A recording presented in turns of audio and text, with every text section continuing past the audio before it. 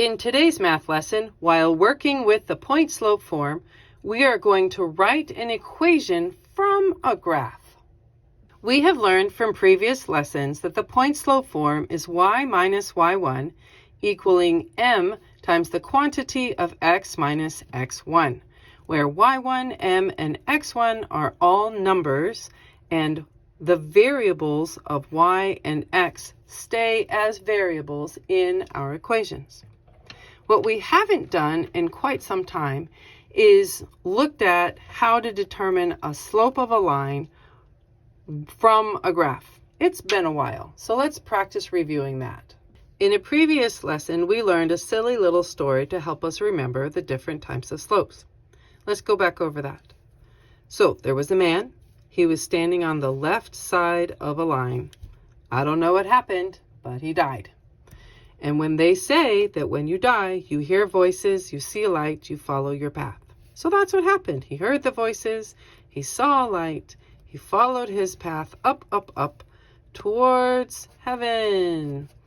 And as you go up to heaven, heaven is a positive experience. This is a positive slope. There was another man also standing on the left side of the line, and he also died. But when he heard the voices and he saw the light and followed his path, he went down, down, down towards hell. Those are the flames. And hell is a negative experience. This is showing us an example of a negative slope. Our third fellow, also standing on the left side of his line, he died, but he either believed in purgatory, so that he waited, and nothing happened, or waited for his family to pray him out, or he didn't believe anything happened after death, after life. So he just waited, and that is zero slope, because nothing happened. There you go. And finally, our fourth fellow, also standing here at his line, well, he died, and he heard the voices. He saw the light, and his voices went other places. He actually went up and disappeared into outer space with the aliens, who we all know are undefined. So we have a vertical line that is undefined. All right, with all of these slopes, we remember, especially when working with the positive slope and the negative slope, that you would need to find two clean coordinate points and then find your rise and your run from there. And that's something that we're going to review a lot in this lesson. So someone asked me about this on a previous lesson, and I thought I would address it just because not all graphs are set up the same way. If you are finding the rise and the run for the slope, and the scale on the x and y axes are the same. They both go 1, 2, 3, 4. They both go 2, 4, 6, 8. They both go 5, 10, 15, 20. They both go 100, 200, 300. Whatever. If they are the same, then you can just count the boxes to get your rise and your run to find out how far we've traveled with that slope. But if the scale is different, x-axis to the y-axis, say one of them is 1, 2, 3, 4, while the other one is 5, 10, 15, 20. Or say one of them is 5, 10, 15, 20, while the other is 100, 200, 300. Okay, then you're going to have to subtract the values of your two clean points in order to determine the rise and the run. Example 1. After looking at this graph, we are going to use the given coordinate point that they gave us to write the equation of the line in point-slope form. Let's start at the beginning with the coordinate point that they gave us. So step 1, find the given point. Our point is right here. Okay? And we know that all coordinate points are x and then y. This will be our x1, y1. With our x-axis and y-axis now labeled nice and big, we can determine what this coordinate point is. Its x value is that of 20, and its y value is that of 30. All right, that wasn't too bad at all. So now that we have our coordinate point, we can place those numbers into our equation, remembering that our labeled equation would be y1 m and x of 1. So the 20 goes here at the end, and the 30 is here at the beginning with our x1 and y1. Good. Now let's go find our slope. With our slope, we know that we need 2 clean coordinate points. So let's use the one that they gave us for sure, because we know that one's clean. And then we're going to go look for another coordinate point where it hits right in the corner. That's what we mean when we say the word clean. It hits right in the corner. And we can use any 2 of these coordinate points. Any 2. It's just fine. It truthfully doesn't matter which 2 we use. In fact, I'm going to use these 2 because I can. So our rise and our run are here. We see that our rise is 2 units and our run is 6 units. Why was I able to just quickly count the boxes? Because of what we said in the introduction. We said that if the scale is the same on the x-axis as the y-axis, you can do that. You can count the boxes. And our x-axis goes 0, 10, 20, 30, 40, and so forth. With our y-axis also going 0, 10, 20, 30, 40, and so on. So we were able to just count our boxes. We can also see that our slope would be a positive slope. If you went back to the story of the man and what happens to him when he dies, this man, as you can see, is going up, up to heaven.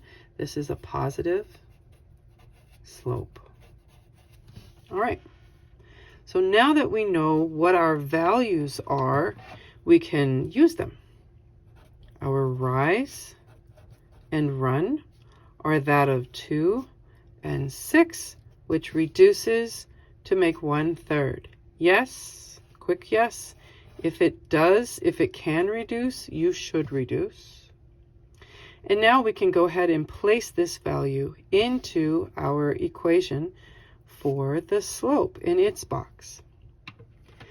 Question. Do we have to look for double negatives in cleaning things up? Well, this particular problem handed us the framework. This was a literal fill in the box, fill in the blank.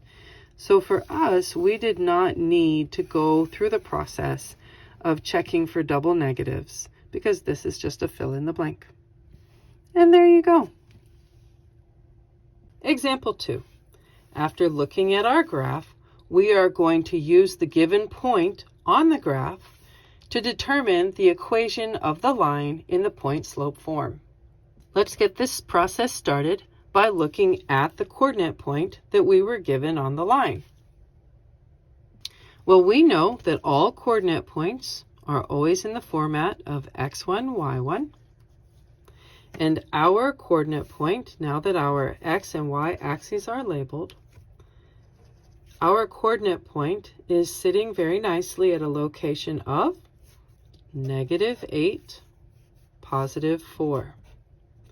And we can use that information after we have labeled our framework for the point slope form to fill in just a couple of those blanks.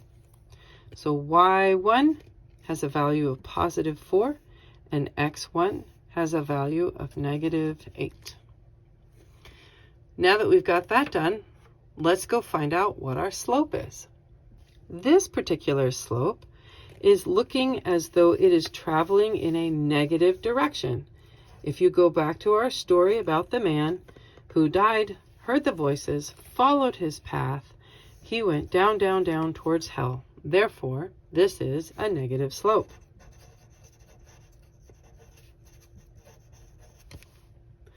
Now that we know that, when we find our rise and our run, we can go ahead and put a negative out in front of it. Let's go find the couple of clean coordinate points to work with. So we have several on this particular line on the coordinate plane that were given to us. And I am going to use these two right here. Alrighty, let's do that. So we've got a rise of 2, and we have a run of 6. So our slope is working with a rise of -2 over 6, which definitely reduces to being -1/3. And we are going to place that into our final equation right here for the slope. Now, again, you might be asking, hey, do I need to clean this up? I think we have some extra negatives in here. And while it's true, we do have negatives in here, because the framework was gifted to us, all we had to do was fill in the blanks. If we had to write the equation from scratch without any given framework, then yes, we would have to clean that up. But for this problem, we don't. So there you go. Example 3. After looking at this graph, we are going to use the given point on the graph to determine the equation of this line in the point-slope form. Let's start this process by finding the location of the given point, which is all the way here at the top of our graph, with our x and y axes nicely labeled so that we can read our location real nice and clean. We can determine that this point is located with an x value of -6 and a y value all the way at +10. And I don't have a framework to place these numbers into as we did in previous problems. So we're just going to go forward and find the slope. So we know that the slope is always the rise over the run. And we're going to do that using 2 clean coordinate points. So where are they? We have one right here that they gave to us. We may use that. We have a second clean coordinate point right there. Boy, some of these lines, some are looking so close to being right there in the corner, but not exactly. So you really do need to be careful just to see exactly where they're located. All right, so now that I have a small selection of coordinate points to work with, let's see what we've got. We've got these two. Sure, why not? With our rise and our run. This rise is 4 units. This run is 5 units. But we also see, oh yeah, let's go back and check if this is a positive or negative slope. If you use the little story of the man on the left and he dies, we see that this fellow heard the voices, saw the light, followed his path down, down, down towards hell. That's flames. And this is a negative slope. All right. Now that we know that this is for sure a negative slope, let's write it. We have -4/5 for our slope. Okay, let's build our own framework and then we can fill in the blanks. Y minus y sub 1 equals m times the quantity of x minus x sub 1. All right, my y1 value, that was positive 10. My slope, that was negative 4/5. My x1 value, that's negative 6. All right, here's our moment of truth. Since we were not given a framework, we had to build it ourselves. We definitely have to check to see about any double negatives that we need to clean up. Let's go through this. Y minus 10, no double negative there, equals negative 4/5. A slope could be positive or negative, it doesn't matter. And x minus negative 6. There it is, folks. We have a double negative, and that will be x plus 6. All cleaned up, nice and pretty, ready to go. And there you go. For our fourth and final example, after looking at this graph, we are going to use the given point on the graph to determine the equation of the line in point-slope form. And we start this, as we always do, by finding the given point, which is located all the way over here on the left. Its address, now that we have the x and y axes fully labeled, is at the location of left to negative 10 and down to negative 6. All right, we've got that figured out. Now we can start the process of finding the slope, which we always do by looking at the graph and determining where clean coordinate points are, because we need to see where the line crosses exactly through the corners of the grid, of the coordinate plane. So let's use a couple of these now that we've got them fully displayed for us. We have a rise and a run, because we need them both when evaluating what the slope might be. So our rise is 3 units, while our run is 12 units. And we also need to discuss whether or not this is a positive or negative slope. So from our silly little story, there was a man, he's hanging out on the left, and he died, saw the light, heard the voices, followed his path, and he went up, up, up to heaven. This is a positive slope. Great. Now that we know for sure that this is a positive slope, we can evaluate our rise and run as 3/12, which can most definitely reduce to being 1/4. Fantastic. Okay, we were not gifted a framework, so let's build one for ourselves. Y minus y sub 1 equals m times the quantity of x minus x sub 1.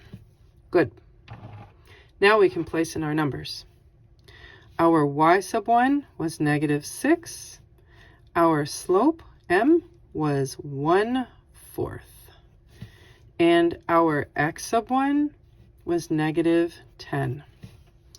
Finally, moment of truth. Let's get this done. We need to rewrite, to clean this up, to make sure that all double negatives have been taken care of. Let's see what we've got. Y minus negative 6. Oh, wow, right there at the very beginning. Yep, we've got a double negative. So a negative and a negative make a positive. Y plus 6 is equal to 1/4 times, oh, hey, there it is again. We've got another double negative. So this will be actually x plus 10. And now that our equation is all nice and tidy, we can call this done. And there you go.